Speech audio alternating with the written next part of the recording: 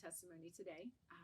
I would say that I've always been a Christ believer, although I grew up in a family that I did not have much church background, but I always believed in God. Before I found Christ as an adult, I was definitely anxiety. I still get anxious now, but not near like what I dealt with before. I definitely lean into prayer.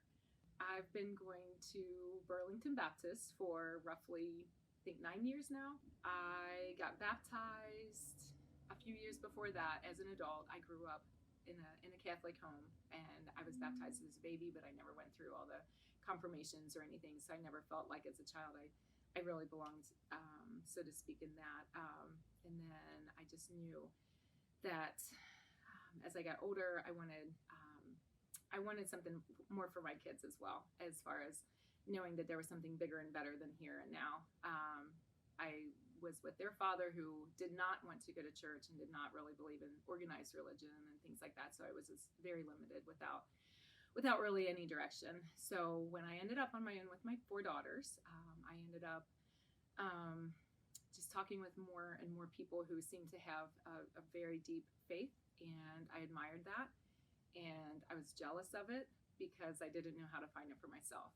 And then when I met Danny, my husband, he definitely was instrumental with my walk with faith, as far as just seeing just the goodness that he can bring to me, and building my relationship with Christ. So I always go back to one time when I was a kid, growing up in a childhood that wasn't super fun or awesome.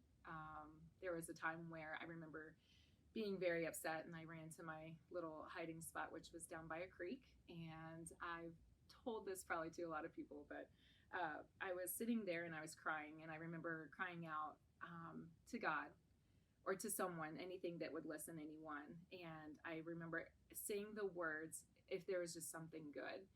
And all of a sudden the wind had blown and it had breezed through my hair, and it was a butterfly. And I thought that was annoying, and I kind of brushed it away. And I remember feeling so hopeless and so just alone in that moment. And the wind picked up again, and all of a sudden everything that I thought were leaves around me in the tree and in the ground were all monarch butterflies, and just the whole ground had lifted. And it was just the most incredible thing. And so looking back as an adult, I know in my heart that that was the first time that God spoke to me, and that when he answered me so just so visibly. And being an artist, I guess he knew that visual was the only way I would hear him. And I really started paying attention at that point. And then that was definitely the first time in my early adult life, in my teenage life, that I started knowing that I needed something more. And now I'm involved in a little bit with church. I'd like to do more. I feel like I am constantly looking in a way to serve. I still feel like I know he's using me. I want to be used more.